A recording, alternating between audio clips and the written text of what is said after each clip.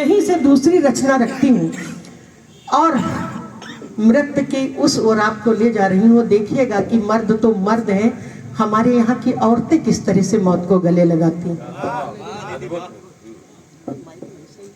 बनकर ये हमसे प्यार करती है, कभी बेटी बहन बनकर ये हमसे प्यार करती है, कभी जन्मों का बंधन हंस के ये स्वीकार करती है।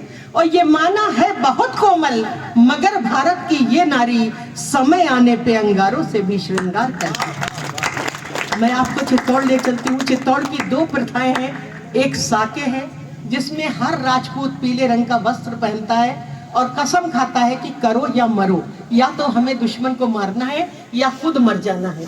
और दूसरी प्रथा है जौहर की, जिसमें औरतें ये प्रतिज्ञा करती हैं कि हम किसी शत्रु राजा के हाथों में नहीं पड़ेंगे, बल्कि अपना सर्वस्व निछावर कर देंगे अंगारों पर। बस इन्हीं दो पंक्तियों को आप प्रतीक बनाकर मैं अपनी रचना आपके सम्मुख लिख रही हूँ कि प्रेम कठिन प्रमेय की जिसके अपर में हर कोड़ लगे, सुख वैभव सत्ता सिंहासन सारे साधन गौड़ लगे।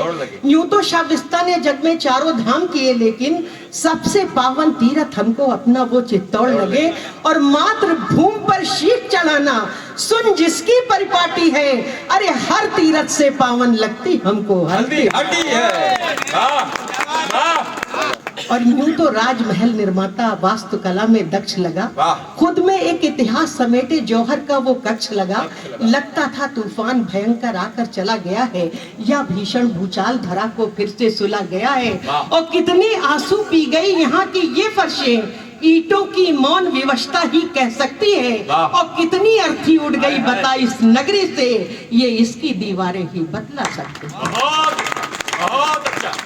कि इसी महल में रत्नसेन था राजा त्यागी बलदानी, जिसकी पत्नी पद्मिनी थी, जो सुंदरता थी लासानी।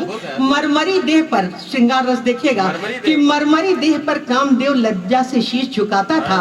अधर रसीले देख देख तितली का मन भरमाता था। नैन नरजिसी फूलों पर जैसे भ्रमर का हो आसन, या फिर श्वेत शिला पर जैसे एक लिंग का हो आसन। और बिखरे केश बिखेरे लगता सावन की बरसात हो गई, और संध्या की बेटी जवान हो जैसे काली रात।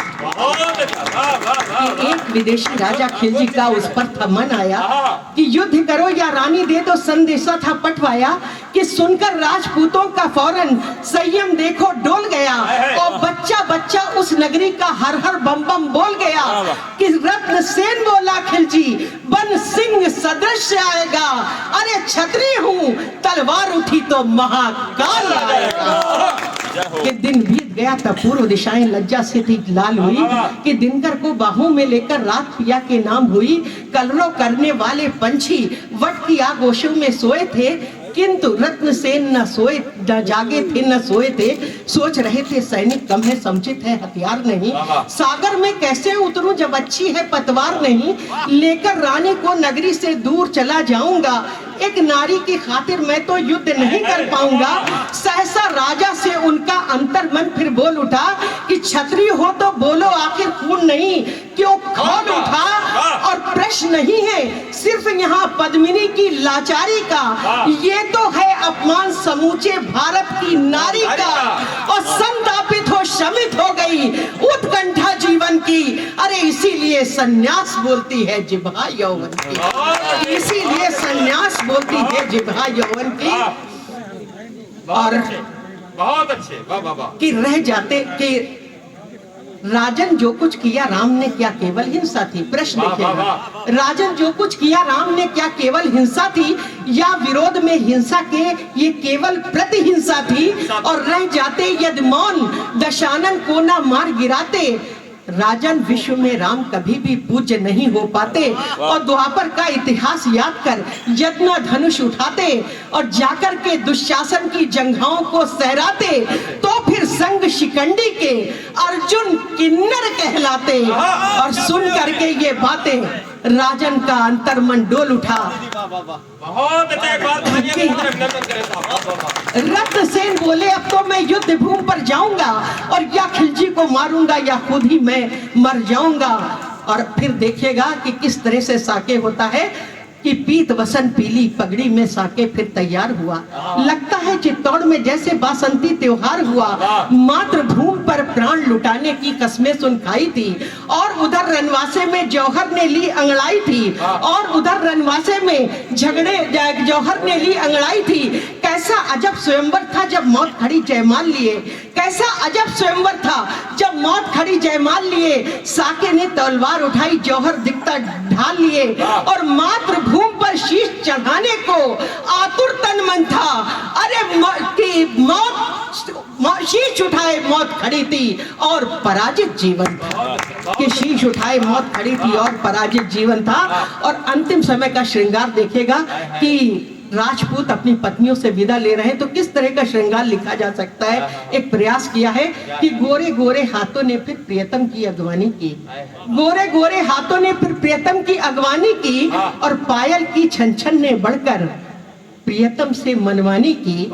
कि तलवारों को छेड़ रही थी पाजेबों की झनकारे, तलवारों को छेड़ रही थी पाजेबों की झनकारे, और साके को तकते थे जौहर के दो नैना कजरारे। मौन अधर थे पूछ रहे कि प्रियतम कब मिलना होगा, और साके ने उत्तर दे डाला पुनर्जन्म लेना। कि फिर हुआ भयंकर युद्ध, शत्रुओं का जमकर संहार हुआ, किंतु विडंबना थी नियत की राजा गिरफ्तार हुआ। मिली सूचना रानी को तो दुख तो अपरंपार हुआ, किंतु हंसकर बोली रानी जौहर का त्योहार हुआ। अरे कर लो सब 16 श्रृंगार, रित पिया मिलन की आई है, और धरती मैया से लेनी अब हमको आज विदाई। और अब सुनिएगा, एक तरफ आग जल रही है और एक तरफ 16,000 रानियों का समूह जा रहा है, और आग भड़क रही है। इधर से रानी की सज्जा देखेगा कि 16,000 रानियों ने अपना 16 श्रृंगार किया। 16,000 रानियों ने अपना 16 श्रृंगार किया, कि तन पर के सिर पर लाल चुनर रखी, तन लाल वस्त्र था धार लिया। नैगा चूनर बिछिया बिंदिया और मांग धरे सुन बेंदी थी। अरे पग में लाल महावर था, हाथों में उनके मेहंदी थी। लप लप करता सिंदूर लाल, नथिया मारे लश्कारा थी। अरे ज्वाला देवी सहम गई, रानी खुद में अंगारा थी। ज्वाला देवी सहम गई, रानी खुद में अंगारा थी। और दो स्टेजें ऐसी होती हैं जहां हम फूलों की शैया पर सोते हैं। एक सुहाग की सेज होती है और एक चिता की सेज होती है। पंक्तियां सुनिएगा कि रानी बोली सो न सकी थी फूलों वाली शैया पर, रानी बोली सो न सकी थी फूलों वाली शैया पर, आज नींद पूरी कर लूंगी अंगारों की शैया पर। फिर रानी ने फूल चढ़ाए बढ़कर गौरा मैया पर, बोली मैया पार करो आती हूँ तेरी नैया पर।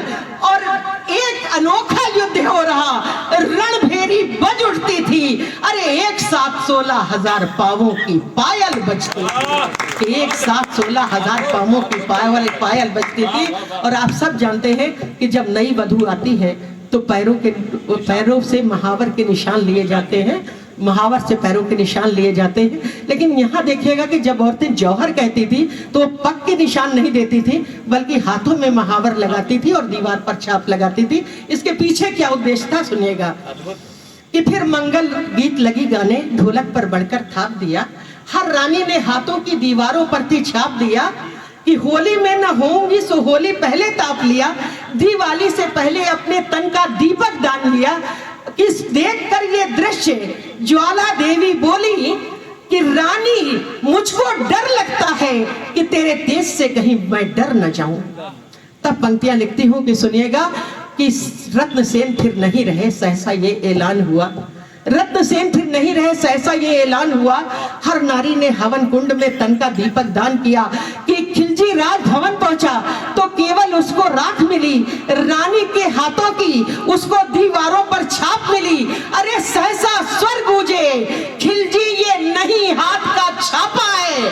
अरे तेरे मुंह पर पड़ा हुआ ये 16,000 का तमाचा है, कि तेरे मुंह पर पड़ा हुआ ये 16,000 तमाचा है। और रानी तेरी कुर्बानी पर जीवन अपना बलिहारी, तेरे कारण ही सतीत्व की अब तक जलती चिंगारी, और तेरे ही कारण सिंदूर हमारा तुझसे यहाँ मनाओ महावर है। और तेरे इस सिंदूर पे रानी हम सबका सिंदूर निछावर है।